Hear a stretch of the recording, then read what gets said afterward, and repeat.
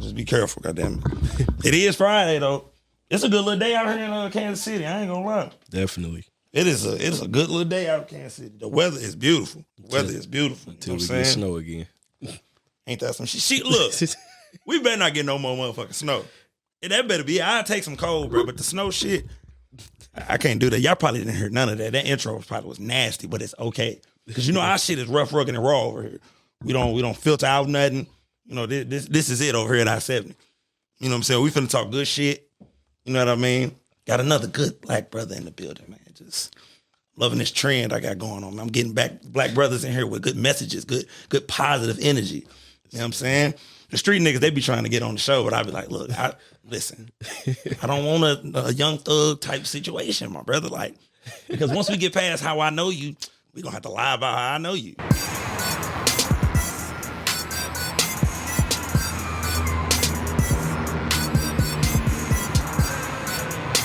You know what I'm saying? For right now, I gotta have legitimate good brothers in here. You know what I mean? That's what the hell we doing. We got one in the building today. Oh yeah, entrepreneur.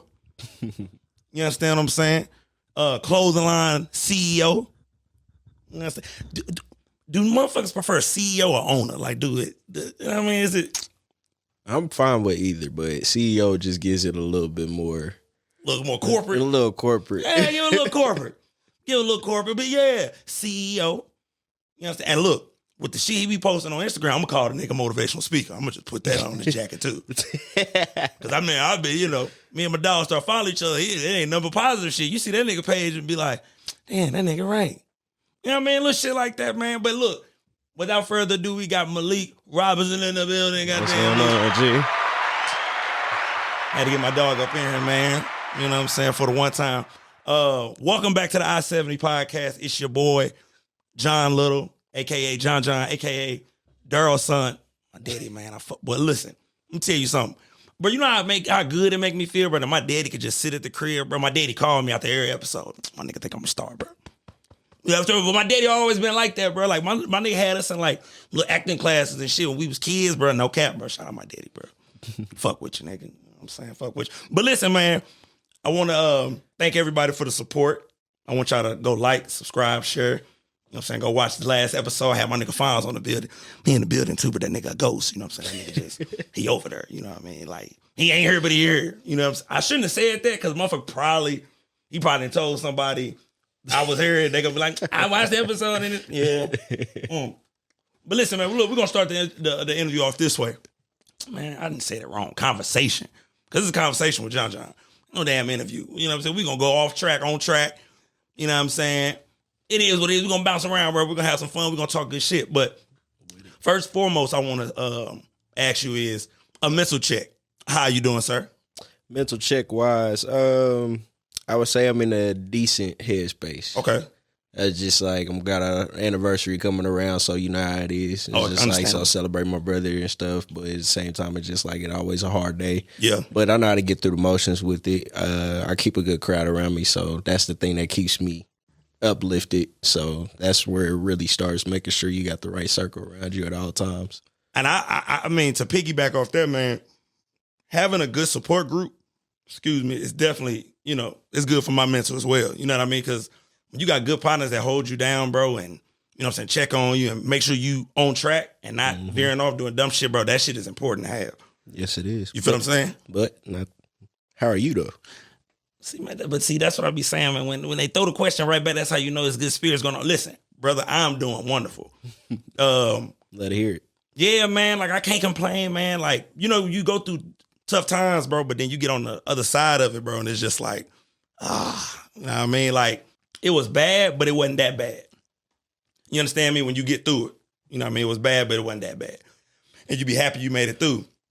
But we grown, and you know how life work, you know what I mean? Definitely. You know what I mean? It's gonna come my turn when I'm feeling decent as well. You know what I mean? So, but I say, bro, yeah, right now, bro, I feel good, bro. I can't really complain, man. Just, I can honestly say at 28 years old, bro, this is the strongest I've been mentally in my life. You know, man, where I can really say, nah, man, I take the bullshit well now. at 28. You know what I mean? The adversity. I take it. That shit used to fuck me up, bro.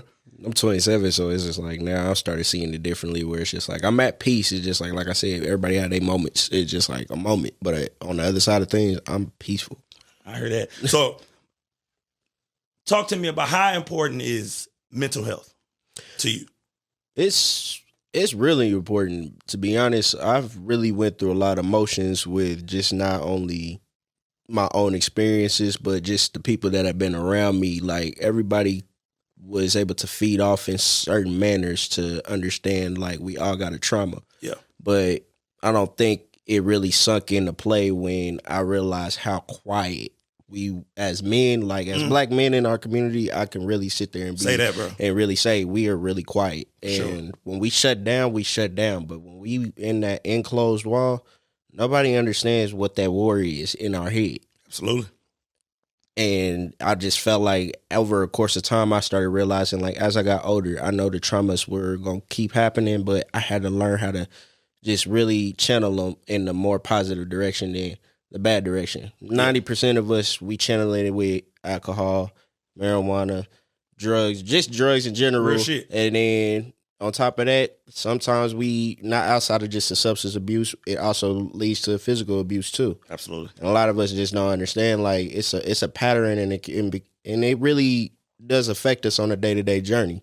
So it's just one of those things, like, when you start realizing, like, okay, you got to be the impact now. You got nieces and nephews that's growing up in a society where, as you see on an everyday basis, it gets worse by the day. Yeah, absolutely.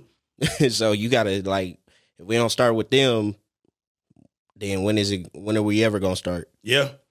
And, man, it's crazy, man, thinking about the youth, man, just because when we was kids, because I just say us 90s babies, bro, we was just the last ones to catch that old school way of being raised. Yeah, definitely. So, we was just, I don't even like to say we were mentally tougher than the kids nowadays, because I just feel like nowadays kids are more in tune with their emotions than we were. Right. You know what I mean? But, I just feel like we could take more, you know what I mean, than what.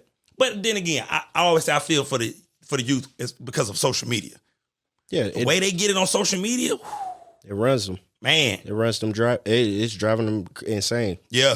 It really is. And people, they influenced by it on a day-to-day basis. And you hate to see that, like how we grew up. Remember, we watched how technology evolved. Yep. So for them to just jump right into the world where it is and just know the stuff that they know off of that, just watching how they mental is to ours, you can't talk to them. Bro. You can't talk. You can't talk to them because you don't know their language. Yeah. Their language is far more different. Like you said, we take way more just because of that's how we were built. That's how our structure is. Yeah. A lot of us don't understand, like they don't know what it's like. We know what it's like having your big homies in the neighborhood. We used to be outside doing stuff. Absolutely. These kids, the first thing they do is all day. That's it. Yeah. All day. I'll be looking at them. I was like, damn, do y'all got any self-interaction?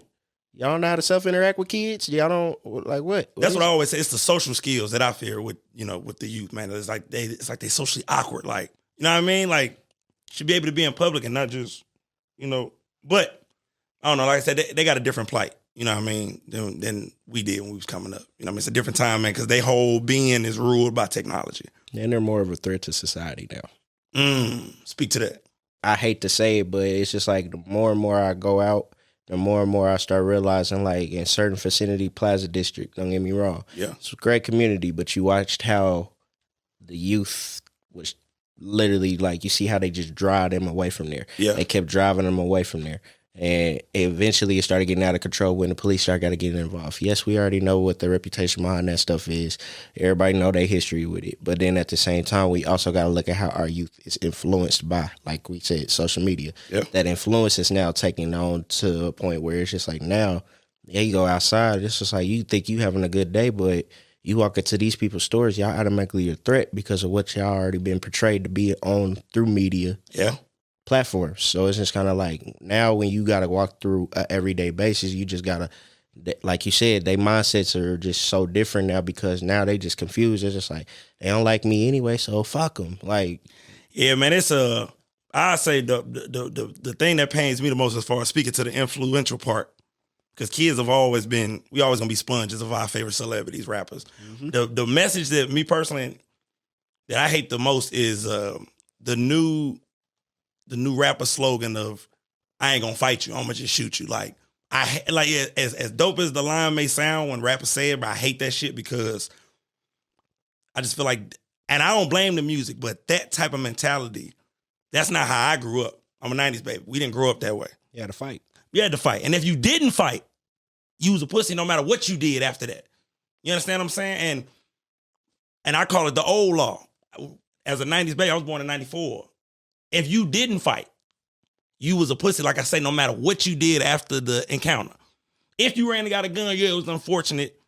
You came back and did that, but you was still a hoe because you didn't knuckle up. Exactly. You understand what I'm saying? And then one of the laws that they used to go about all the time is just like, if you really got bad blood with him and you take that L every time you see him, then get to it. That was John. Because John ain't undefeated. You just had to get to it. I don't want niggas to think, look, I ain't one of them niggas. I fought a lot growing up, bro. If I told y'all how many referrals and suspensions I got, you wouldn't even believe me. My mama vouched for me, though. Oh, God. You understand me? But grade school was crazy. I didn't. That's when grade school was crazy. Hey, bro, I was running away from school in elementary school. This is a fact, bro. They used to have to come find me. I used to be running through the neighborhood.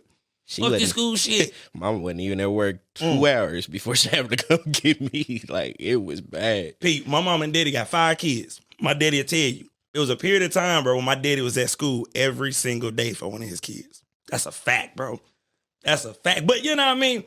Like I said, bro, you know, that message right there, I hate that message, bro. We ain't even gonna dwell on that. Now let's get to this.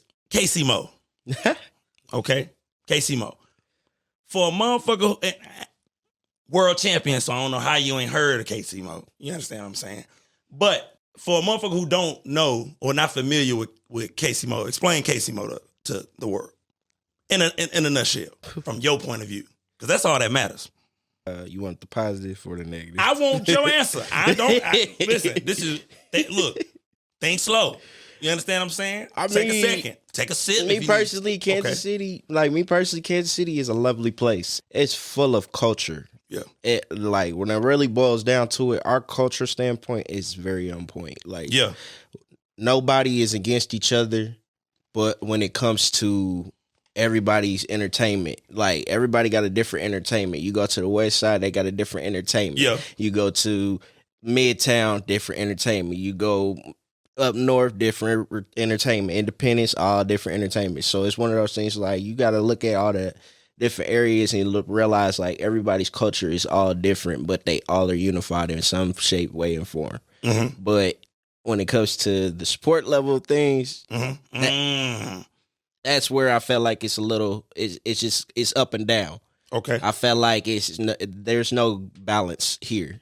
We don't have a balance here. And I can attest to that. And I purposely asked you that because, and I knew you was going to kind of allude to that because I'm from St. Louis, and St. Louis is the same way in the support aspect. It's like, don't nobody want to see nobody win. And you look at these other cities, bro, and you know, we always gonna, you know, shout out Atlanta because they showing motherfuckers how to do it. Black folks getting money together, we all win. Atlanta been had their foot on the rap game for at least 20 years now. You understand what I'm saying? So the same way how you feel about Casey Mo is the same way how I feel about St. Louis, man. It's like, it's so much talent, but don't nobody want to see each other win. Everybody got their own. Everybody got the knowledge, they just ain't got the sense. And I felt like it's baby steps to really getting everybody to be on that balance level. And I feel like where it's going to have to start is people need to quit dictating themselves to certain groups. It's too many groups, too many clicked up people. Stop being so clicked up and actually work together and watch how much we can turn this around. We could be the next Black Hollywood. We have too much potential here to do it. It's just people need to get that balance together. They get that balance together, everybody get leveled out on the same plane, watch the city go up. The city already going up because of the sports. Facts. So just think about it like this. With the amount of entertainment stuff that we got here, from just entrepreneurs from throwing parties, you got people doing fashion shows, you got people that do marketing, you got a lot of other people that are doing a lot of things that are in this town. Motherfuckers get money out here in Kansas City, man. It's a lot of black entrepreneurs that's down here that get a lot of money. And I mean it on the simple fact of, look, I ain't afraid to tell y'all, because I live right by the police station. I live in Johnson County. They get money out there in Johnson County, bitch. Certain parts. I don't want my people in the lower ends of Johnson County to come for me. Like, we live in rough food. My bad. My bad. My bad. I know some apartment complexes where it get a little rough. My fault. I'm just saying, it's all right, man. It's some money out here. Look, there's a lot of money out here in Kansas City, boy. That's a fact. It really is. That's a fact. And everybody can get it together. Everybody can get it together. They just got to team up together and put their prize to the side. They get it. Because you ain't lying about that, bro. It's especially nowadays. There's so much money. Everybody can be doing. Man, listen. Everybody could be getting money in some shape, form, or fashion, and you can support motherfuckers and still eat. You know what I mean? You can support motherfuckers Matter and still of fact, eat. I'm going to touch on that too. Go ahead. With the support thing, I understand people feel like a lot of support is reposting your friends' stuff and stuff like that on social media, but I feel like a tag ain't nothing. Mm. A tag ain't nothing. Okay. It really ain't. Even behind the scenes, a tag don't mean nothing. Start really putting money into your friends so that they can help play a platform for not just themselves, but you also. You never know. I was like, there's a lot of people that understand. A lot of your friends could actually see talent in y'all without y'all even realizing it. Y'all invest y'all money in the right spots, y'all could take over something. Yeah. It's just about the support portion of it. But it comes with bigger than a tag. It comes back. It's way bigger than that. Like, I really tell people it's bigger than even spending money sometimes. Like, some people have to understand, like, you just need that motivation. For sure. It's a lot of people that don't understand that come into that support. So it's bigger than just being around somebody when they popping. Don't get me wrong. I ain't shooting shots at people, but just don't shoot the messenger at the same time. Don't shoot the motherfucking messenger. Goddamn you. Don't do that. Don't do that because we shoot back. I'm just saying, like, a lot of y'all be around for the people that got the popular things going, but don't really support them deep down inside. Y'all just want to be there because they skyrocketing. Yeah. And listen, my grandma got us so I miss you, Johnny Luke. A hit dog, a holler. So if that don't apply to you, you'll be fine. You'll hear that and be like, oh shit. All right. But if you felt some type of way and you almost start typing, watch your motherfucking mouth, nigga. You can say what you want. I'm going to still get where I need to go. But watch your he right. Watch your motherfucking Guess mouth. where you go sit, though. Yeah. I'm just, listen. Love, mental health awareness, motivation. Yes, sir. Tell the world what those three, it's not 3 words, but those, look, and y'all, I was all right in English, so listen, don't fault me. What do those 3 things mean in succession? Like, what, when you put them together like that, what do they mean to you? Love is more on, outside of just loving yourself, you got to love what you really want to do. Mm-hmm. And I feel like when it comes to really like dwelling down as you start getting older, you know, once you start getting close to your 30s, you really don't start figuring out what your passion is until around 27, 28, 29. You ain't never 30. lied, my nigga. So you get to that stump of your life where you just at a standstill. So it's just like you got to really start dwelling out like, what is it that you really love to do, right? That you can actually see yourself doing long term and not short term. Because, you know, everybody has a motive where they want to either work. You got people that do like working. Yep. And you got people that really want to work for themselves and really do push the stuff that they want. But my thing is you got to have a passion for it. So you got to learn how to start loving yourself more and loving your craft and willing to figure out what it is that you can eventually turn this over to.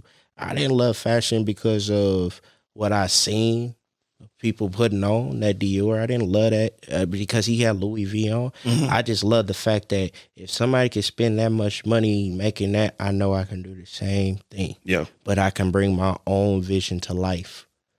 And once I started loving it, I just started realizing like you got to move with that more. Yeah. So once I learned my craft, that's when I knew that instead of just your craft that you got to love yourself more, but learn how to love on people more than what the hell that you've ever been loved on. You got to start reversing the roles because, you know, a lot of us ain't get that much love coming up. Yeah. So now you got to rewind it and start to reverse that and be like, now that I love myself again, let me start sharing it. Let me love on this person a little bit more because they might not have it like I did. Yeah.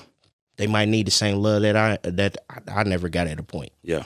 So it's just like like I said, I always think outside the box. Like I could think about myself all day and all night. I'm always going to be about myself, but being about myself ain't going to help me get my message across to the people. If I don't start learning how to love on people more and learn different methods to this lifestyle that I want to live. Because at the end of the day, you know, it's like we got one life. You might say somebody else's just because of what you did. Yeah. Yeah. Now, the mental health awareness portion of, speak to that one. Mental health, honestly, man, it's like a rain check thing for me, man. Like it's bigger. It just, like I said, it's bigger than me sometimes. And Yeah. a lot of us get to that point where you had them suicidal thoughts. I've seen that dark stage. Yeah. I've went through the motions of losing 2 brothers, losing my best friend, losing a lot of close friends along the way. I done seen it all and been around it, all that. So it hit different once you start having the flashbacks. Yeah. So then you start wondering, like, what's your worth in it? Then you start realizing the certain things you're doing, like, look, you almost lost your life at that point. You was testing groundwork. So now it's just like, bro, where's your mental really at? Yeah. You not there, you checked out. Yeah. A lot of people don't understand being checked out on a level that you can't control. It's either, like, for our age group, black men, it's either dead or jail. Facts. That's already what they pop. That's how they viewing us anyway. Facts. Dead or jail. So, like, once you get around that state of mind, it's just like, really, you moving in a direction where you want to go either dead or you gonna be in jail. Yeah.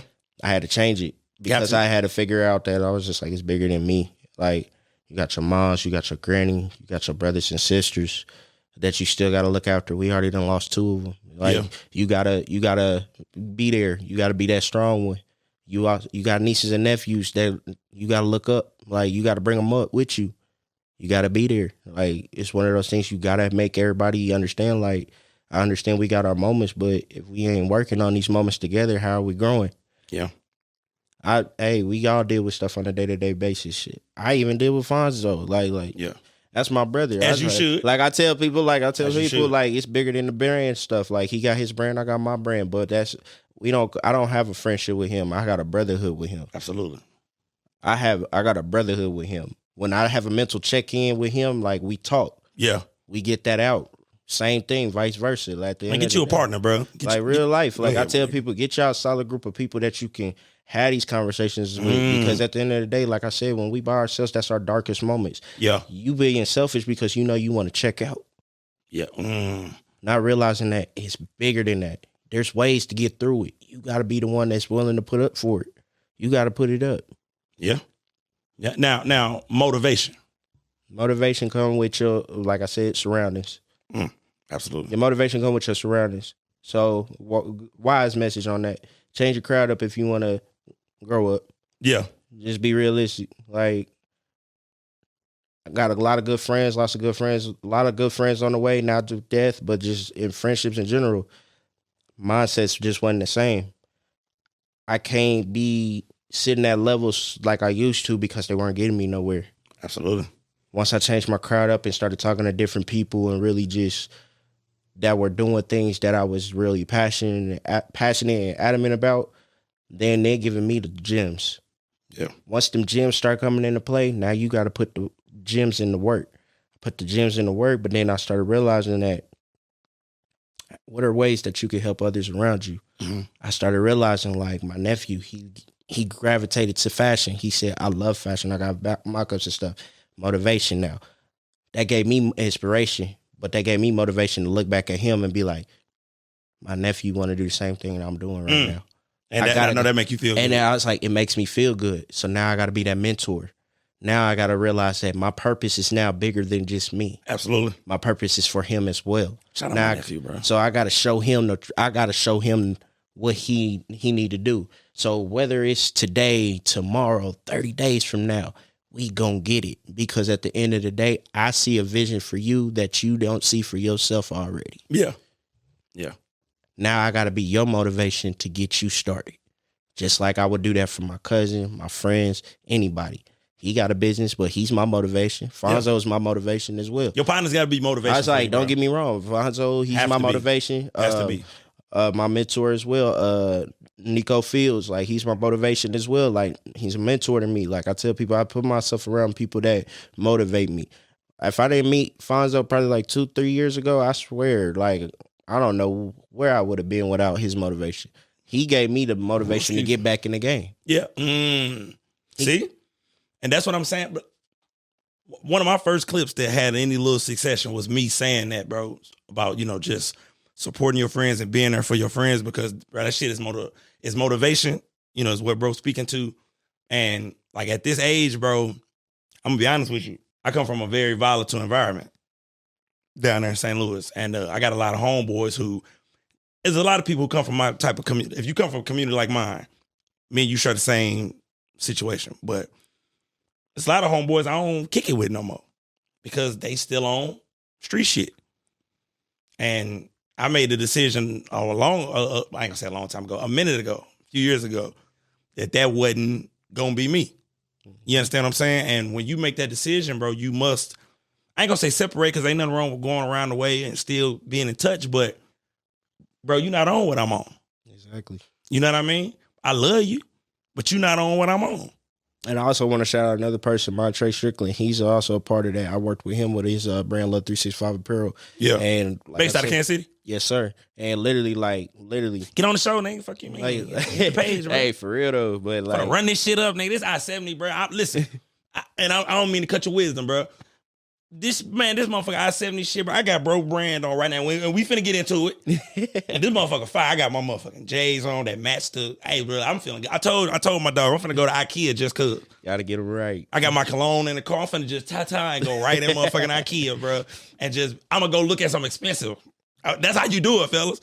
Put you something nice on, put some cologne on, and go stand by something expensive and price it. Motherfucking mama's gonna be walking by like, you feeling bad? Yeah. And then you lie to her. Like when she be like, so what do you do? I sell drugs. That's what you tell her. That's what I tell motherfuckers. Man, in my business, as soon as a motherfucker get in my business, I be like, I sell drugs. That's the first thing I say. Oh, man. I sell drugs. And you know what I mean? They just, yeah, bitch, Frank Lucas and them. Yeah. You know what I'm saying? But look, now, because I said we finna get into it. Now, okay, now, let's get into this. Because this motherfucker fly, my nigga. I'm not gonna lie, my nigga. I'm fucking with this. This is me. I would have loved it if it had the 94, but bro, 27, 95, baby, still valid. You know what I'm saying? Whatever. You know what I mean? Let's talk about the brand, bro. Give it to him one time. When did you come up? How did you come up with the name for your brand? So Chevalier is... and I'm so glad he said it, y'all, because listen, my St. Louis accent, I was practicing that shit all day, and I was going to fuck that up, bro. Because anything with an R, bro, St. Louis people, we're going to fuck it up. If it's an R at the end of it, it's going to and it's going to fuck up the whole word, bro. You see what I'm saying? You know what I mean? So I'm so good. But go ahead, bro. I'm sorry, bro. Give it to him one time. Chevalier. That's how you pronounce it. It's French. It's my middle name. That's your middle name? Yes. Look at that. It's kind of funny because when you look at the tag on there, my whole initials is actually my tag. So it goes MCR. So you'll have my logo and then you'll see the R at the end of it. I got it. So my whole name. I wish I could see my motherfucking leg, bro. I told her, right. Look, and it go right with my motherfucking J's too, bro. I'm a happy camper, bro. Bro came in with the apparel. But okay, now, when did you come up? I came up with this, honestly, last year in May. Okay. I was getting back into my creativity with just getting artistic. Like I was just getting back into my artistic ways. And literally I just started thinking, I was just like, I lead with lots of love. A lot of people know me for showing lots of love. And when I started to realize something about myself, I just started to realize, I'm like, why not just make your own brand? It's like, make your own brand. Like a lot of people don't understand, like, make your own brand is just like a different name. I'm like, yeah, it can be, but I'm just like, if you gonna represent yourself, then represent yourself. Be you, bro. Yeah, like, be you, bro. Be you. So I was just like, instead of just looking at it, just like creating just a random name, I just said, screw it. Yeah. We're gonna go with Chevalier. I was like, the name is fire though, bro. I ain't gonna lie, bro. Like it's like, let's just think about it. I'm like, it's different, it's diverse, and then on top of that, it's just like, it's also just a family. It's a family name, so like, I'm looking longevity wise, like we paving futures. Like, hey, it's like I said, it's bigger than me. Yeah, real shit. Now, how important is urban style brands? It's definitely an important feature in a fashion culture. To be honest, just due to the fact is you see a lot of different diversity styles, but you start realizing, like I said, we from the 90s here. So shout out to all the 90s. So I'm gonna be realistic. Like if you really big on fashion, you start seeing these colorways are starting to go back more into the retro. They going back into that retro era. Real shit. So I'm one of them people where it's just like, okay, I've never really not liked dressing in the retro era because I just look at it like that style in the 80s and the 90s was just so different. Colorway, style. That shit was hard, bro. Like literally. The 90s was cold. You putting on a throwback, like you putting on some throwback stuff and really was out here just dipped. And then when you look at it like the new era, you just kind of like, damn, everybody do the same shit. Yeah, absolutely. And I was just like, so I just started thinking, I was just like, man, just channel a different approach. But the thing is like, I know the urban apparel so well to the point where it's just like, I just know the creativity of it. Yeah. You could do a lot with it.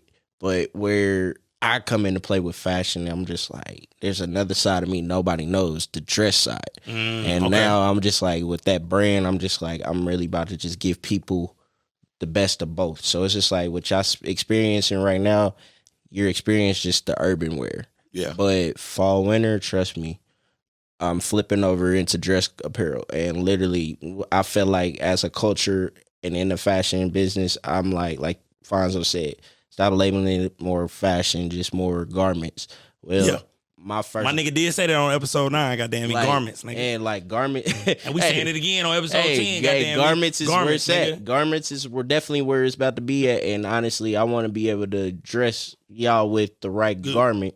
And honestly, that right garment in the fall and winter is really about to set a different tone for not just me as a collector, but also just in the fashion culture, just to be able to show two sides of a brand that most people don't understand. Yeah. Like, I could tell my story, but I also want to give you a dose of what it's like to be in something comfortable that don't cost you damn near $1,500 at the head just for that one fit. Be comfortable. Cause I ain't gonna lie, like with some of these $1,500 fits, I'm be like, bro, I'm gonna have to wear that at least 7 days. You hear me? And listen.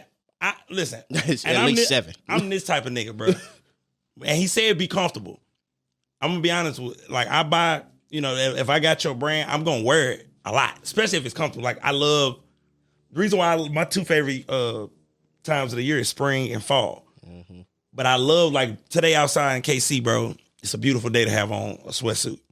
You feel what I'm saying? It ain't too bad out. I like to be comfortable. And I wear this type of shit all the time, bro. I be at work. Fresh as a motherfucker. But I'm comfortable, though. I ain't got on no designer shit to be fresh, like you said. I feel good. Like I said, nigga, I'm going to IKEA. Not playing. You know what I'm saying? If I really get the feel of myself, I'm going to go to Nebraska Furniture. Now, that's what that be. And then we at that age, bro. I'm getting old, man. I'll be like a kid in the candy store at the furniture stores now, bro. I'm getting old, y'all. I really be in the furniture store enjoying myself. Walking around with brochures and shit like that. Yeah. Okay, yeah. I'm mingling with the white folks in there. Shout out to all the white folks in Nebraska Furniture, man. Fuck with y'all, bro. We sitting on couches together talking shit. You know what I'm saying? That's why I said, bro, you just got to sit by the shit that they buy. And they think that you gonna buy it with them.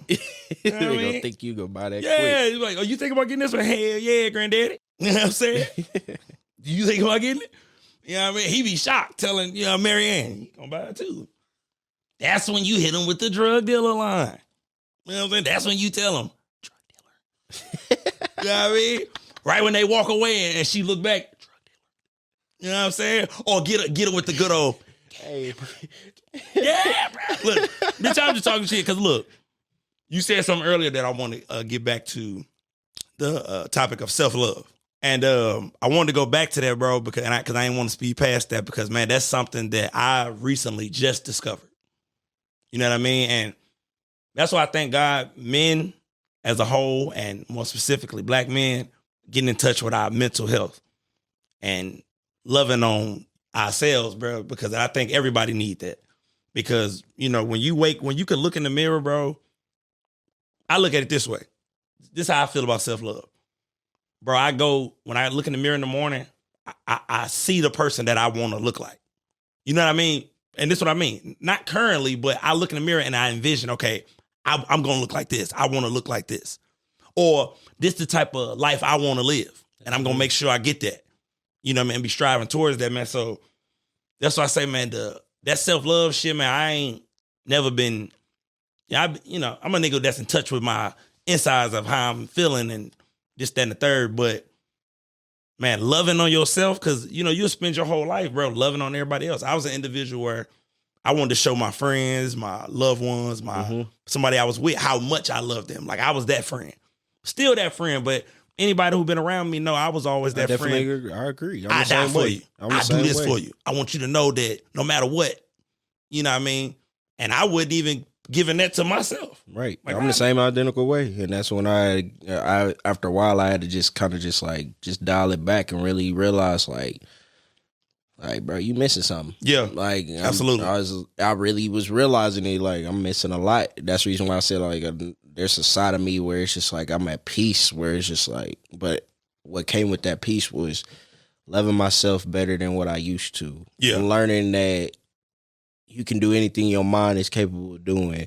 Learning that you can do this today, be challenged here tomorrow, and then better it the following day. Just because it's a fact you figured out how to love it. Yeah. Versus challenging yourself to not like it. I always used to just challenge myself not to like shit. Yeah. So now I had to reverse it. Like I said, I had to learn how to reverse things around. Because I was just like, everybody done been through that stage where they just were just doing ass backward shit. I used to be just doing ass backward ass shit. Can I raise my hand? Like, it literally, like, after a while, you start realizing, like, if ass backward shit ain't getting you nowhere, what the fuck you gonna do to get yourself together and lay yourself properly to get you to the next level? I had to take baby steps. I had to crawl before I could walk, and I had to realize, like, okay, this shit just, it's not it. Yeah. I'm 27 now, so it's just like, that shit didn't hit me in the head. So it's just like, now everything is just like, you gotta love yourself before you love the other. You have to, bro. And you said it earlier, bro. You love better when you love yourself, bro. And you ain't never lied, bro, because, now that I love on myself, I get it now. It's like, okay, even though, granted, it don't mean I would do everything different, but at the same time, when you love on yourself, you more suited to love and put that on somebody else. It's like, oh, baby, I love me too, shit. And if you don't love me, baby, I love me. Exactly. If you don't, I love me. I wouldn't like that. You know what I mean? Even a year ago, I wasn't on some, if you don't love me, I'm cool. It was like, damn, you don't love me? Now I'm like, shit, I love me. Exactly. I love the shit out of me. I love me to fucking death. Love me to death. Wouldn't trade it for the world. You know what I'm saying? Yeah. Motherfucker wonder why a nigga like myself, bro, get fresh and go to Sam's Club. I'm loving on myself. You just love yourself. You love yourself to get flying dick. And go to Sam's Club. You know what I'm saying? Don't judge me. This is me. I feel good. Make me feel better. Shit, if a nigga want to put on a suit today and fuck around and just go to somebody's church real quick. Yeah. Just for the fuck of it on a Sunday. Just be like, you know what? I'm gonna just put a suit on. I'm gonna go to one of my friends' church. How are churches? You know what I mean? How is the church? Because we 90s babies. And church was the shit when we was coming up. I swear. That shit was mandatory, and it was the shit. I'm talking about even the white churches was lit. Man, you want to know what, man? What? Were they catching the Holy Ghost and other... Just nod your head, bro. Was y'all catching the Holy Ghost? You know what I'm talking about? You have any idea what I'm talking about? Don't worry about it. See, but you see what I'm saying? It's this different shit, bro. I wish I would have been able to go to different churches growing up, man, because... churches used to be lit, bro, because it was mandatory. Everybody, when we was kids, if you were a 90s baby, no matter what race, you had to go to church. Had to. It wasn't no ifs, ands, especially if you went to grandma's house. If you was at grandma's house, auntie house. Yeah, Sunday, you was getting that ass up. You getting that ass up and going to church. You getting your ass up. And you go get up and get out the pew and all that shit. Grandma playing that motherfucking gospel music early in the morning. You know it's up. She playing that bitch about 8:30 because grandma going to Sunday school. Everybody up. Everybody up. Get up. Get up in the car. Come on. Niggas talking shit. Niggas half sleep. Hey, Sunday school. I was a junior deacon, bro. So I went to Sunday school and I had to stay late. Man, hated it. And listen, I'm going to tell y'all motherfuckers though. Hold on, wait a minute. In the name of Jesus, listen. I was a junior deacon, right? So we had to do the tithes and offering. I mean, we had to carry the tray. Mm-hmm. So I know you motherfuckers who wasn't paying y'all tithes when we was kids, bro. I know, like, the motherfuckers who grow, like, you all high and mighty now, my nigga, because you got a good computer job. Your mom and daddy weren't paying tithes and offers when we was kids, nigga. You ain't even know. Your mom and daddy was just tapping the plate. Because that's what motherfuckers do, y'all. See, y'all didn't know that. If you ain't got no money to put in the tithe plate, motherfuckers just tap they just do this.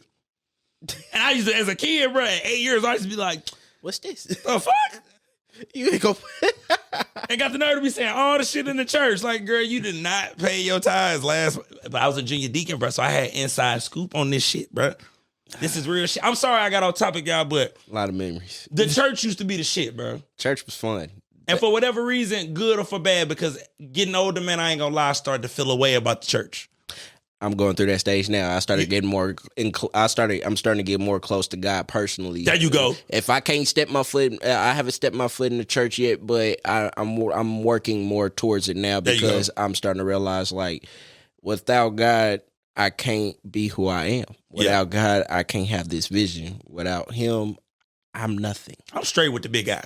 And that's the thing. I'm straight, but I want to be more straight. There you go. Yeah, because I always say God ain't through. Listen, no matter how I feel about the church, the state of the church, or the messages and the shit that go on in churches that don't need to be going on, that shit did give me a good structure, and help my faith.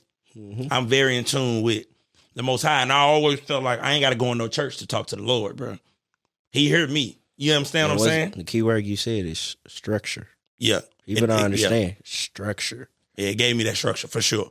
Like, I mean, because I'm gonna be honest with you, and I'm cool with everybody, bro. But if you like and I don't want to alienate nobody, but bro, if you're a motherfucker that's like an atheist, I can talk to you. Like, you can come on the podcast and sit down, let's talk. Man, you can never go like, nah, hell no, my nigga, because your morals is based on something completely different. Like, you don't believe in God? Oh, no, my nigga, because I feel like He almighty. And if you don't feel like He exists, that means you can operate on a different playing field than I can, whether that's for good or for worse. But, I mean, I usually say shout out, but I can't really shout y'all out, bro. Like, nah, hell no, my nigga. Like, but it's all respect. Whatever is good for you, whatever gets you up every day and keep your motor going, that's for you. That shit damn straight for me. Hell no. They trying to go to heaven, bro. The fuck? If it, you know what I'm saying? Whatever that may look like.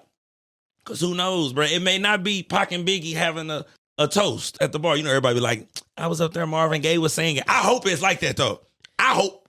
Let me not talk about that, bro, because we living. We living right now. We living right now, bro. And I want to make my life the shit. I don't like, Are we already making it? But you know what I mean? You know how we already making it to shit. Look what we doing. There you go. We changing that, bro, because a lot of people go through the bullshit down here on earth in hopes to get to something beautiful in the afterlife. I want to live this shit now, my nigga. Exactly. Because tomorrow ain't promised. Tomorrow ain't promised, bro. I almost got in a motherfucking accident on the way here, bro. Listen, if they got you here. Oh, no, I talked to the big guy. Right after it happened, I said, because it wasn't going to be, it was going to be, I was going to roll that motherfucking little Corolla over, man. I ain't even going to lie. What is out of the eras that I'm going to name, give me your favorite out of the four, as far as fashion is concerned.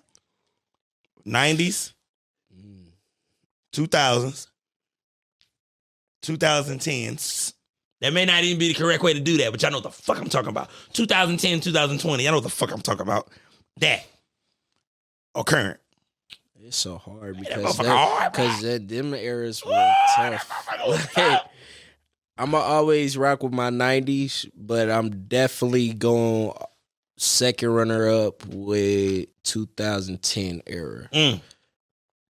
Simplicity. That's when we came into our own, though. Like, that's when we started dressing like us. That's when that's where I was about to get at. That's when you started seeing black people take over where we needed to take over at. Yeah. People have to understand the only reason why these designers is getting that style is only because of from us. But listen, come on, bro. We got to be honest, bro. We set the standard on cool, bro. Like, can we just keep it gangster, bro? Like, come on, man. Like, we set that tone, and we need to bring it back, and we need to take it back. Like, we need to take back what we put out. They are coming in and buying up everything we do. We need to take it back. We have to, because listen, bro, we make this shit cool, bro.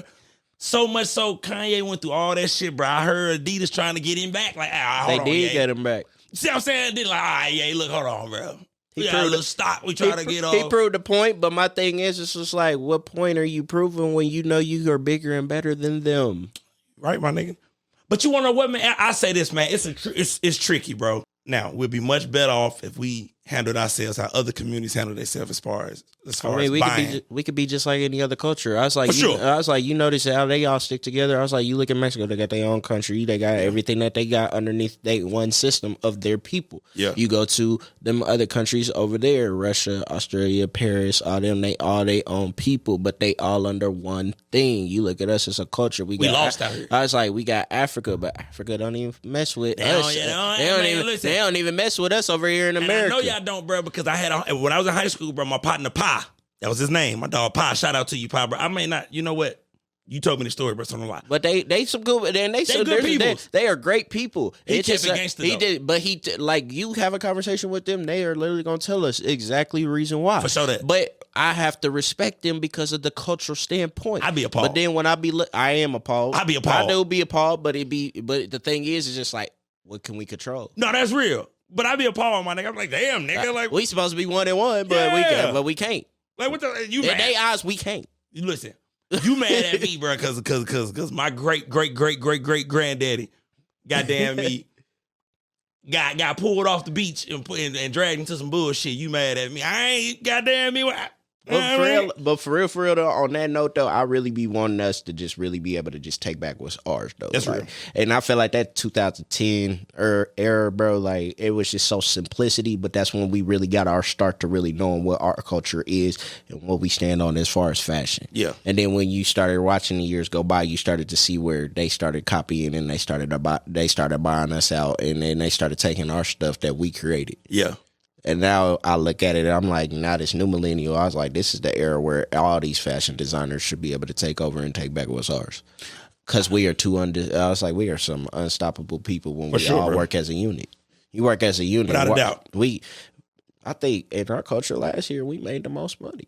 Now listen, ain't nothing wrong with it, bro, because, and I'm saying as a black man, I envy when I see certain different cultures in the United States and how they link together and make sure, no, we gonna buy with us, we gonna spend with us, we gonna take care of us. Ain't nothing wrong with that, bro. We need that. We need to do that. We don't need it. And you know, I'm a history guy, right? History is my favorite subject. So there were times in this country's history where we were self-sufficient. And things transpired that, you know, if anybody would like to sit down and try to debate the boy on these topics, I'll smoke your motherfucking socks off, my nigga. I was in debate class, my nigga. Like, we still love you know differently, though. Yeah. You know what I'm saying? It's all love with it. Yeah, it's all love. You know what I mean? But, you know, the simple fact of ain't nothing wrong with buying with your own, taking care of your own, bro. Man. Like, ain't nothing wrong with that shit, man. I feel like we all need to just really start looking into that more. I was like, we all spending all this money on this top designer stuff, but your homie got a brand that you won't even support because you feel like his stuff is too expensive. But you just went out and bought a $650. No, that's real. You bought a $650 sweatsuit that got Dior on it, that's real. And I'm like, bro, you talking about $120 and $160 suit is too much. But I'm telling y'all though, it's crazy. At this age, bro, if it's any young brothers, because a lot of niggas in my age group stuck in their ways. Any young brothers just gonna listen to us. Fuck with motherfuckers who fuck with you. Exactly. If that motherfucker can go spend $700 on some motherfucking McQueen Dior, you know, Balmain, this, that, and the third, but he can't fuck with you because he think your $175 suit too much. Nah, nigga. You went and spent that with a brand that wouldn't even let your ass shop in their store if they saw you come through there. They have to check your credentials, my nigga. I'm your partner. And that's the shit I be getting to as far as, it's crazy. Bro, we could do more for each other, bro. You feel what I'm saying? It ain't nothing to support your friend, because at the end of the day, you putting that bread in your friend's pocket could do wonders for him or her. You going to your homegirl lash tech, getting your lashes done by her every week, every month, can do wonders for her. Your partner cut her. You go now. If you trash, my nigga, you can't fault niggas for not wanting to come to you. And that's a respectable thing, too. If you trash it, I was just like, that's one thing. You just got to but the thing is, even if you trash, that means you educate yourself to get better. There you go. You got to do the work, too. You got to educate yourself to get better. Don't lose hope of the shit. Because a lot of us lose hope when we get down and shit like that and somebody tell us some negative feedback. If a person told me some negative feedback today, guess what I'm going to do? I'm going to study and I'm going to channel it and I'm going to figure out a way to make it better the next day. That way I can always keep growing. At the end of the day, people have to start realizing not every negative thing means something that is gonna just take you out the game. Like, well, you said this about this. Now I'm down and now, bro. No, Gotta be able to take some negativity. Take the negativity and turn it into inspiration. Sure. That could be something that could possibly elevate your business without you knowing. That's a fact. People don't know that though. I was just like, I had to tell, and that's the reason why I said you got to start learning how to love certain things. I'm like, I love criticism. I love constructive criticism. I don't have to like it. I'll be honest as day. I hate constructive criticism sometimes, but I will honestly feed off of it to do better. Because I'll actually be like, you know what, they are right. Yeah, I'm being a stubborn ass, but at the end of the day, that's typical. But you said it earlier. You got to be yourself. You got to be yourself. You got to be yourself. So I can be stubborn about it, but what they probably telling me is something that I might literally need to take heed of. That's what you would ask for anyway. Yeah. So do it. Now listen, I wanted to before we get off the topic, goddamn it, John wanted to express my favorite eras of fashion. You know what I'm saying? Because they all mean a lot to the boy. I'm a 94 baby. And so my uncle was in high school. My uncle graduated high school in 94. So I watched him and his homeboys and how they dressed. Goddamn it, my uncle and them. This when I say fashion was cheap and it wasn't designer. And my uncle and them was fresh as a motherfucker, bro. My uncle and them used to have on Guess t-shirts. Goddamn me. Tommy hit. Now, my favorite brand of the 90s is Tommy Hilfiger. I swear to God. The way my uncles and them used to rock Tommy Hilfiger, bro, that shit used to be so clean. Tommy was like your Sean John and your Rockaware. Real shit. Tommy was like your Sean John and Rockaware. Like if you ain't have a Tommy suit or a Tommy polo or a Tommy shirt, a hat, dress shirt. You was losing, my nigga. Let's not even talk about slacks. Like, come on, bro. Like people would sleep. Tommy jeans. Come on now. Come on, man. And then, okay, and now in 2000, I must say though, this is my favorite era of fashion because of how simple and crazy it was. Because it was. We would rock shit that my uncles and them rocked in the 90s. 2000s, bro, you would be slow to put on some shit from 02. That look from 02, my nigga, was wild. Was wild, my nigga. The shirts was correct. Listen, for all my young listeners, okay, hey, boy, it was a simple time, bro. Okay, now look, here we go. I got a big brother. Shout out my big brother DJ. My big brother 6'9". I'm glad God stopped me at 6 foot on a good day. He was like, nah, my nigga. My big brother, who's only a year older than me, my nigga, he's 6'9". Okay. I could grab his t-shirt, bro, and put it on and be outside and be. Everybody had 2X, 4X t-shirts, bro. Big ass t-shirts, and I'm gonna tell you why nigga I love wore a medium wearing a fucking double XL. Nigga wore a 32, 34 waistline, but had on 36. I had on the 36s. Had a 36, 38 with the belt. As long as I had a belt, nigga. With the belt buckle. And look, and y'all young niggas don't remember the belt buckle. We had the belt buckles with your name on it. That lit up. I had the one that lit up and your name scrolled across the screen. I swear to God I did. That bitch said John. Hold on. You remember the dog tag era? Yes, I do. Hey, dog tag era. Don't forget the jerseys, the oversized jerseys. Throwbacks. The throwbacks was OD. That's why I say, bro, that was my favorite era. Throwbacks was OD. Because that's when I was a kid, bro, and I was watching all the D-boys and shit up on the corner doing their little 1-2. This when the hood was still the hood. Air Force One era at that, too. Don't forget about that. As a St. Louis native, we want our motherfucking credit, okay? They got to give credit to AA. St. Louis Air Force Ones would not be where they was if it wasn't for St. Louis putting that on the map. Now hear us out now. We know our history, okay? We know niggas up in New York, up in Harlem and shit was rocking the Air Force Ones first. We know this, okay? We, St. Louis, in a sense, by way of Nelly, shout out to Nelly St. Lunatics, drove the price up and made him popular. Mm-hmm. Y'all may have been wearing them in other places too. Don't get me wrong. We ain't saying we made y'all put them on your feet. I'm saying the price of the Air Force One went up to $100. Because of St. Louis. As they came through the city, my nigga. We made it popular. Because me, my nigga, look. And the colorways got more crazy after. Thank you. And I'm so horrible. I'm a St. Louis nigga, bro. I'm so horrible, bro. Once I wore my Forces one time out, you'll never see me in that pair of Forces out again. You'll see me at the store with them on. you'll never see me come out the house again with them forces on. You got to think, we ain't have force fields back in the day, so niggas had to walk a certain way because you ain't want that crease. You ain't want, boy, you do the motherfucking. You ain't want that crease. You be standing there.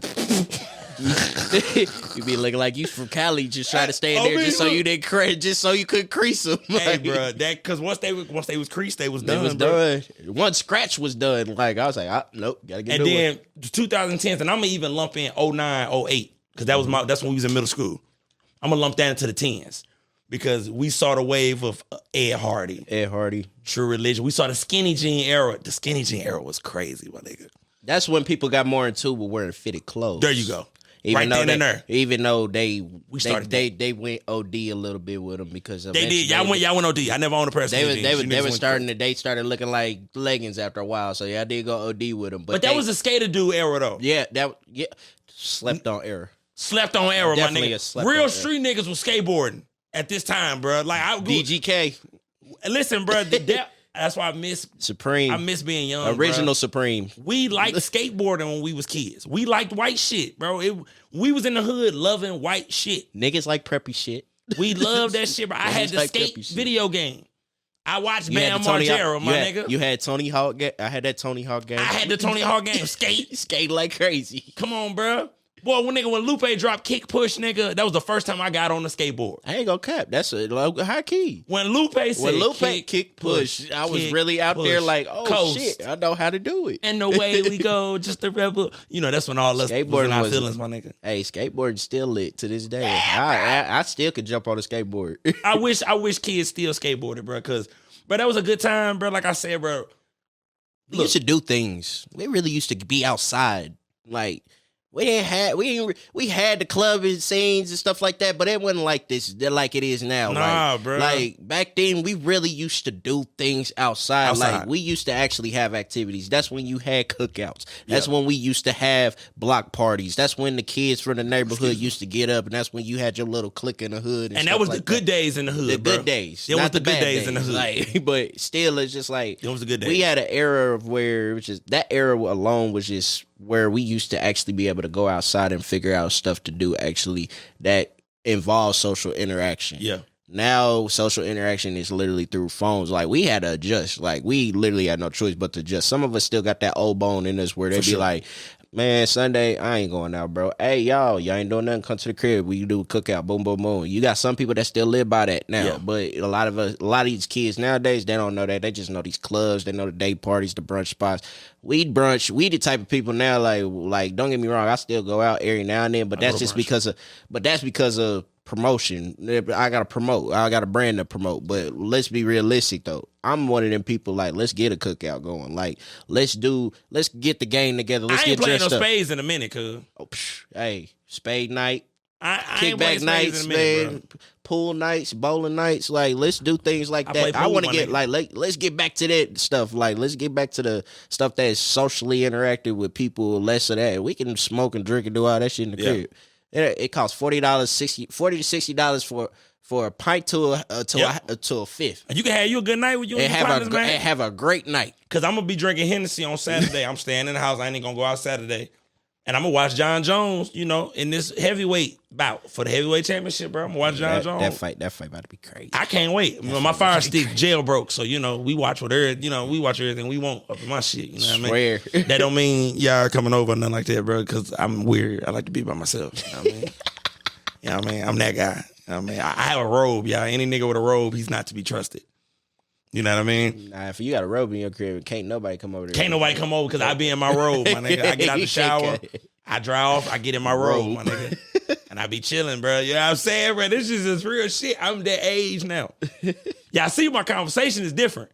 I ain't talking about the same shit I was talking about a few years ago. Bro, know what I'm talking about? You know what I'm saying? This is man shit. I was looking at tools the other day, my nigga. A tool set me, and I can do the regular shit. But I was like, damn, I ain't got no little tools set in the house and no screwdriver. I got screwdriver shop, but my shit I just got a drawer. I ain't official yet. I just got a drawer with everything I may need. I ain't got the set though. Where you unlatch it, lift it up, and got everything you need. I ain't got that yet. So look, let's do this real quick before we get up out of here. Give me your favorite brand as a kid. We're gonna run these off. Outside of Tommy Hilfiger, Guess. Guess. I fucked with Guess. And low key, I will be realistic with y'all. I was definitely inspired on the fashion scene with Sean John and Rockaware. That was a big staple too, bro. I will honestly say, shout out P Diddy, Jay-Z. And Dame Dash and everybody involved. They set a different tone for sure. Like from not only just like embroidery but fabric. Shout out Fubu too, goddamn me. Fubu is definitely a staple. Shout out Fubu for sure. That was a crazy time. I definitely I say literally Tommy, Guess, Sean John, Rockaware, and Fubu will probably be the last. And this ain't black owned, but goddamn me, shout out Jabos. I was that kid. I'm from the ghetto. Yeah, Jabos. Jabos is a hood staple. That's a hood staple. You ain't from the hood, bruh. If you ain't had no pair of Jabos, my nigga, it's impossible, bruh. Like, you either had to have Jabos. If you ain't had Jabos, you had Dickies.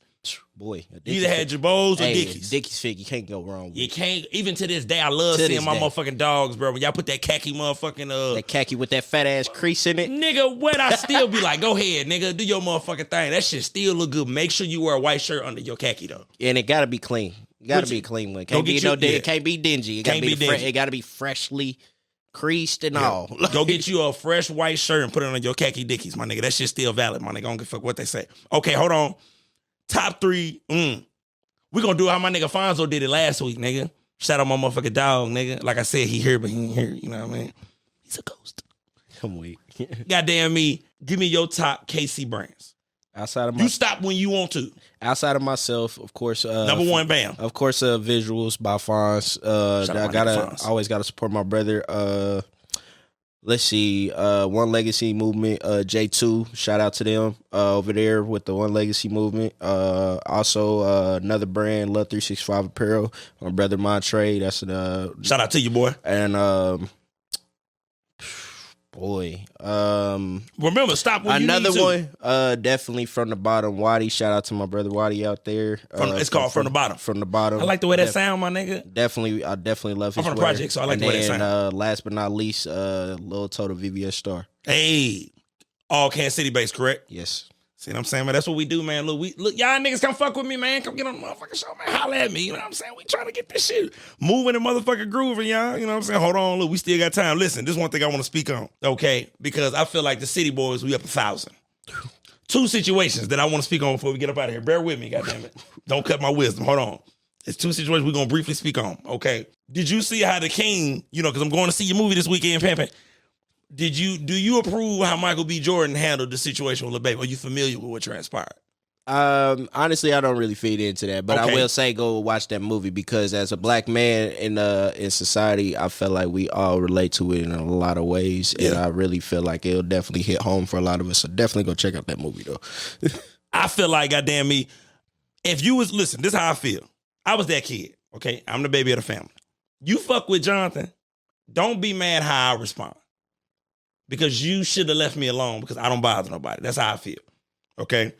So in that situation, I can't say I would have did it how he did it, but my nigga ain't wrong. Nigga, fuck all you talking about with the interviewer? Yeah, is that what you're referring to? When she called him corny. Me personally, I don't feel like he handled it wrong because, and to be honest with you, I felt like all of us would have responded the same identical way. That's exactly what I said. This is the same person that has now reached their goal, but this is the same person that was at a point in your life that downed you and doubted you for what you couldn't achieve. And called you corny. And called you corny for what you were doing. And look where I'm at. And I was like, ain't you the same one that said I was corny and I wouldn't make it to this spot? But look at where I'm here. And look what you're doing, interviewing me. So yeah, I don't feel like he wrong. I feel like he could have handled it better, but me personally, at that time, he handled it as professional as possible. Yes, he did. But that's him stating something to people that don't understand. Like all these people that be doubting us, and that's where where support come in. That's when that support come in. Because how I got to support her dream by doing this interview, this is how you get paid. So I got to give you your interview. Yeah. But one thing I will make a recommendation of is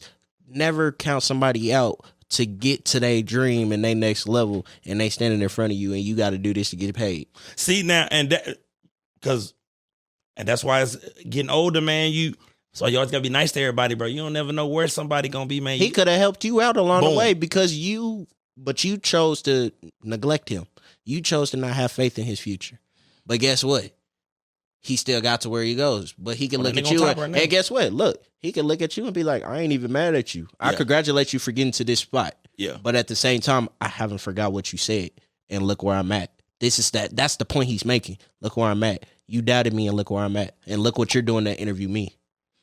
And I think the situation, the bigger picture of the situation for me is this.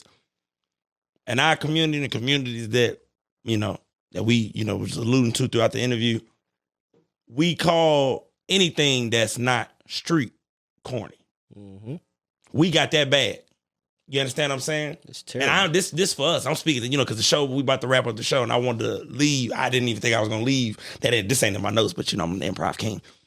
Goddamn it, Nick Cannon. Making me a while now, bro. we may be on to something. Listen, in the community, anything that's not of the norm of the ghetto, we consider corny. And we deter a lot of kids, bro, from doing dope shit because we making them feel like there's something wrong with playing the fucking violin. A dude being in gymnastics. You feel what I'm saying? Anything, bro, we deter. And in the communities that I hail from, and I'm a product of that, I've subjected people to that type of, that nigga a hoe because he ain't, down with the get down. We all fall into it. You know what I'm saying? So we need to do better as far as the community, letting it be known that if a motherfucker want to do drama, he not corny, bro. We need to get the fuck out. Because the shit that we found was cool, led motherfuckers to the gravesite or to prison. We all got cousins, uncles, big brothers that's doing prison time or that's dead, bro, behind the shit that we said was cool. Definitely. And this shit been passed down from, it ain't on us, but it's on us to break the cycle. To let our nephew and them generation know, hey man, it's cool to be different. It's cool to play the violin, because I played the violin in 3rd grade, child. Graduated to the, what's the next one after the violin? Viola? I played a recorder. What's the next one? I played that too. I went to a white school though, so mama, Mama kept me out the hood. Mama she put me in private school.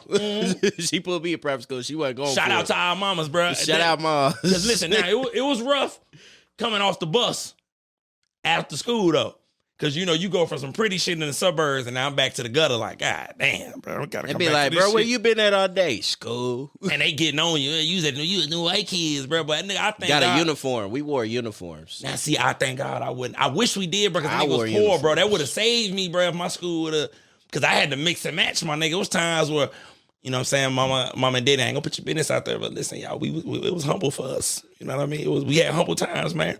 I seen a sophomore year going to a private high school. I seen a kid pull up with a Mustang. I looked at him like, shit. It's like, what your mama and them doing? Man, what, bro? But shout out to all the suburban kids, bro, who's, shout out to y'all. Y'all I hate y'all, bro, but goddamn me, we had fun, though. I learned a lot from y'all. I learned a lot from y'all. I appreciate that. But it was fucked up, though, bro. And, the show coming on the tail end, it was fucked up, though, because I never forget how you motherfuckers acted, bro, during the whole little Trump era, my nigga. Like, I never forget that, my nigga. There's a lot of motherfuckers I was cool with in high school. That transition. I saw the real you, goddamn, we was 23, you dirty motherfucker. Mm-hmm. And we was partners. Mm. You know what I'm saying? You knew more Lil Wayne songs than me, motherfucker, in high school. Because, they had the line where we ain't shooting shots, we just messengers. Hell yeah, bro. I was just, listen, let me say this. I was shocked. I was appalled and shocked. Like, damn. So you felt that way all that time, my nigga? We was been holding it in good, boy. I can't, you know what I'm saying? And listen, man. They gonna be back outside, though. And this ain't no slat on nobody, man. Whoever the fuck you voted for, I don't fuck with politics no way, because when the nigga was in office, niggas was getting money, bro. I missed them stimmies, bro. Like, that motherfucking stimmies was coming in check, bro. That nigga was getting niggas paid. I heard the scammers was eating while Trump was in office, bro. Oh, God. Now all the scammers got to say, that they was getting money when Trumpito was in motherfucking office, my nigga. However you want to feel about him. But shout out to the scammers, though. Y'all doing y'all thing. Just making sure y'all investing your money in the right shit. They can't. Them scamming niggas, bro. Y'all niggas can't do nothing but buy drip. Y'all need to stop buying drip, boy. Y'all need to get, bro, that drip ain't shit, bro. Invest in some shit. They can't, listen, they can't. I'm in real estate or trying to make sure I stay in real estate. Boy, you can't go buy no motherfucking real estate with no scamming money. You got to put that shit in somebody else's name, and that's the paper trail. Soon as Keisha get mad at you, I'm going to tell them motherfuckers who crib this really is. But yeah, man, them scamming niggas, man, like, I feel for y'all. I used to be a little envious, but then I'd be like, damn, that boy can't do nothing but buy Dior, my nigga. That's weird. You know, I be looking at her like, That damn, nigga nigga, trapped. you came up, but you just came up in fashion. You ain't came up in nothing else. he came up and that nigga is trapped, my nigga. He, Like, look, bro, what's up? Like, can I see a business coming? Like, dude, what you got an investment? Like, but now you sell- can't. We ain't gonna do that, goddamn it. But look, clean your money, my nigga. Ain't nothing. clean it up. Just clean The it up. government doing dirty shit. If you gonna do dirty shit, but just be smart. You understand? Do them like how they do us, just better. But move properly. But Walk move light proper. out here, young brother. But move proper. Because you talking to a nigga, bro, who's an unsuccessful drug dealer. Me, Jonathan. Okay, I had my times when I was up. You're talking to a nigga who tried it, bro. And my problem was that I sold weed. Hey. Okay, and I was smoking. And I would be the nigga, I want to come to the party with the ounce. Like, yeah, nigga, everybody getting high. I wasn't that nigga, bro, that wanted to make all the bread all the time, but it's because I smoked weed. If I sold some other shit, which we ain't gonna get into that type of shit, but when I was trying to be a drug dealer, we ain't gonna talk about the shit when I was a kid, bro. I was a kid, bro. That shit don't even matter. When I was actually a weed, I was unsuccessful, bro. This shit is not for real. We just talking shit. I'm for real. Nah, I'm just fucking with you. I'm real. He Look, for real as shit. I'm for real. He for real as shit. Yeah, the statute of limitations up. I sold a little weed. Look, weed is legal in Missouri. Hey, it's legal now. It's legal now, It's so legal. it don't matter. We can talk about it, but all that other shit, nah, Then we look, don't hold know on. about. Then look furthermore. Y'all ain't gonna come get me for the little ass weed I was selling. Goddamn. Yeah, but I ain't one of them niggas who was getting pounds and shit. It's just a 3-5. This is hold on, my nigga. Put some respect on my name, I'm my fucking nigga. Hold on, with my you, nigga. Jay. You know I'm fucking with I you. don't know Jay. this shit, you know what I'm saying? Mama, look, I love you, girl. I know you gonna call me. Selling weed, I know you gonna call me. I know you gonna be. Pops, Hey. hold me down, my nigga. You know what I mean? Shout out my nigga. But see, my mom and daddy real. Nah, I feel that. You know what I'm saying? So they already, I'm saying? But yeah, look, y'all. We come from that era too. Yeah. You know what I'm saying? My daddy a cult. You know what? Love y'all. We gonna get the fuck up out of here. You know what I'm saying? Before I fuck around and say some shit that had the OGs calling. Boy, you're saying too much on this here podcast. You need to. You know what I'm saying? This me, nigga. This I-70, goddamn it. Now listen. You know, we have my dog in the building. Please, bro, before we get up out of here, give them any information, website, Instagram, drop dates, give them anything before we get up out of here. Well, the sweatsuit you see him currently wearing, they'll be dropping next week, so stay tuned for that. Oh, I got the early shit. Oh, I'm definitely going to IKEA. And I might press up on Westport tonight, goddamn me. Y'all gonna see this next week, so you're not gonna know I said this. I may press up on Westport Hey, and bitch on tonight.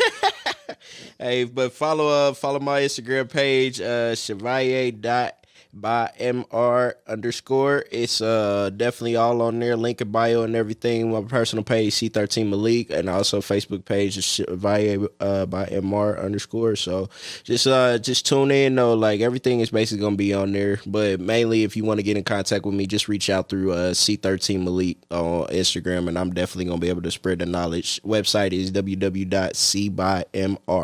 So again, cbymr.com. And literally everything's gonna be uploaded there. New release next week, and more shit coming on the way. You know, I just want to do this one more time before we leave. Love, mental health awareness, Definitely. motivation.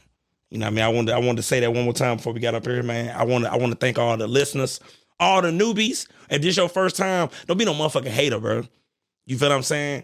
It's I-70, bro. We show nothing but love over here, bro. If you a hater, bro, just think twice, bro. Just think about, if I was in front of you, nigga, would you type that, nigga? You know, probably some buff ass nigga like, yeah, nigga. But look, it's all good, man. Thank you for all the old and new listeners. Make sure y'all like, subscribe, share, leave a comment. You feel what I'm saying? Hit the boy up, man. You know what I mean? Just if you just want to say hello, don't do that, bro. Don't. Nah, man, hit me up, bro. Cause I need more steez, more movement on my Instagram, man. Hit me up, man. Let's talk a little bit. You know what I mean? Once again, street niggas. I'm trying to get y'all on the show, bro. I'm trying to figure out a way to, you know what I mean? Maybe I had everybody come and push ices and put some different type of voices on. I see, look, bro, this shit is hard, bro, but I'm trying to make this shit work, bro. You know what I'm saying? This I-70, bro. We love everybody. We trying to make this shit go. I-70, I'm trying to take everybody. If you're along the I-70 highway, preferably the Midwest, you understand what I'm saying? We trying to take our shit around the world, goddamn. I want to be our turn. Make our shit like Atlanta and that region. You know what I mean? You know what I'm saying? What's this, episode 10? Yeah, this episode 10. Locked in. Episode 10, bro. I got 2 episodes left for season 1. In season 2, you might not know what you see on I-70. You may see a midget in this motherfucker giving relationship advice. Can you imagine? Hey, bro. Can you imagine? You know what I'm saying? Because they love on each other too. Probably even more. And they problems be little problems. You know what I'm saying? They problems be little problems. They should be minute, bro. It don't even be nothing, bro. You can just something you can just get past. It ain't never a big problem with them, bro. Never a big problem. Hey, man, shout out to we gonna do that, bro, for season 2, man. Thank y'all for watching. You know what I'm saying? We love y'all. Peace out.